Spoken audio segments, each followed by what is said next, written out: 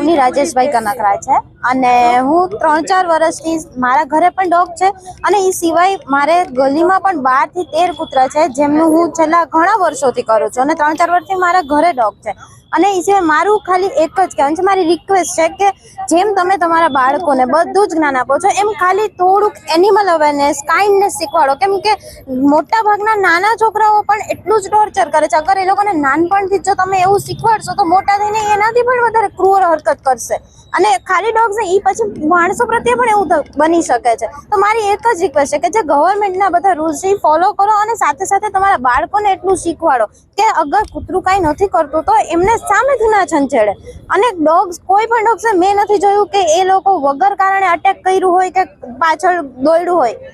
અગર સામેથી કોઈ માણસ એને છંછેડે છે તો એ સેલ્ફ ડિફેન્સ માટે જ એ દોડ્યું હોય છે. એ સિવાય મેં નથી જોયું કોઈ કૂતરાને એવું કરતા. તો મારી એ જ રિક્વેસ્ટ છે, બસ તમારા બાળકોને એ શીખવાડો ઘરે.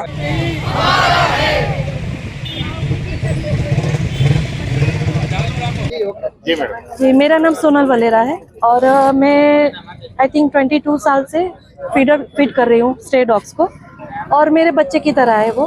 तो मैं ये बोलना चाहती हूँ कि अगर हम लोग हमको स्पेस दे रहे हैं गवर्नमेंट, कब देंगे वो पता नहीं. रूल तो है, अभी तक फॉलो नहीं हुआ है. बहुत सारे रूल्स है वो फॉलो नहीं होते. अगर स्ट्रे डॉग्स को ये लोग मार भी देते हैं तो भी कोई रूल फॉलो नहीं होता है. अगर ये जो भी रूल्स उन्होंने अभी निकाले वो 100% फॉलो होंगे. दूसरा, ये जो है, जो गवर्नमेंट ने बोला है कि हम लोग स्पेस दे रहे हैं, देंगे, पता नहीं है कब देंगे. उसकी वजह से अभी हम लोग जब भी फीडिंग करेंगे ना डॉग को तो प्रॉब्लम्स बहुत होने वाली है क्योंकि मिसअंडरस्टैंडिंग बहुत है. और जो भी ये सब ना डॉग्स के जो अपोज में है वो सब गॉड है डॉग्स के, तो वो हमको ही टॉर्चर करते हैं. सुबह में 6:30 बजे मैं फीड करती हूँ. दिक्कत मुझे 6:30 बजे मैं झगड़ा कर रही हूँ यही रोड पे, ये सामने जो दिख रहा है ना वही रोड पे. हर रोज 1 या 2 दिन होता है, कोई ना कोई बोलता है क्योंकि यहाँ पे 22 डॉग्स है और भूखे होते हैं, रात के भूखे होते हैं.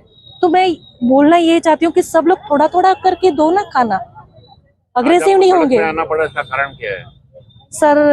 इनके लिए, बच्चों के लिए ही तो उसकी आवाज बनना है तो फिर जरूरी है वो. तो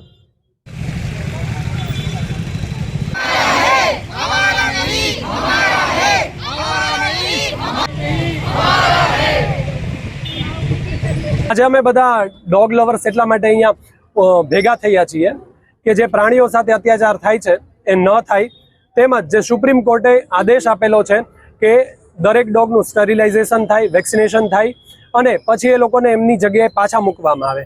તો જે ડોગ બાઇટ કરે છે એમને કોર્ટે એવું કીધું છે કે એ લોકોને શેલ્ટરની અંદર સેફલી રાખવામાં આવે. તો મારી એ જ રિક્વેસ્ટ છે કે બધા લોકો એમાં સપોર્ટ કરે અને ડોગનું વેક્સિનેશન થઈ જાય, સ્ટરીલાઇઝેશન થઈ જાય તો ફ્યુચરમાં ડોગ્સને પણ પ્રોબ્લેમ ન થાય અને માણસોને પણ પ્રોબ્લેમ ન થાય.